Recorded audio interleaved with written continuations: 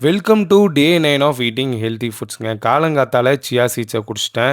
So சியா சீட்ஸ குடிச்சிட்டு பிரேக்ஃபாஸ்ட்டுக்கு 3 முட்டை, அப்புறம் உளுந்தங்கஞ்சி. என்னடா உளுந்தங்கஞ்சி இவ்வளோ கெட்டியா இருக்குதுன்னு நெனைக்காதீங்க. அத வந்து கிண்டி கிண்டினதில கன்சிஸ்டன்சி தவறி போச்சு. அப்புறம் கோவக்கால லைட்டா ஃப்ரை மாரி பண்ணிக்கிட்டாச்சு. ஆயில்லாம் ஊத்த கிடையாது. ஒரு வாழைப்பழம் அவ்வளோதான் நம்ம பிரேக்ஃபாஸ்ட்டே முடிஞ்சுச்சு. மத்தியானத்துக்கா வந்து பார்த்தீங்கன்னா, கொஞ்சம் கொய்யாப்பழம் ஃபைபர் வேணும்ல அதுக்காக. கொண்டைக்கடல கொஞ்சம் எடுத்துக்கிட்டேன் காப்ஸுக்காக, ஃபைபரும் அதில இருக்குது. அண்ட் 2 முட்டைய போட்டு ஆம்லெட் எடுத்துக்கிட்டாச்சு.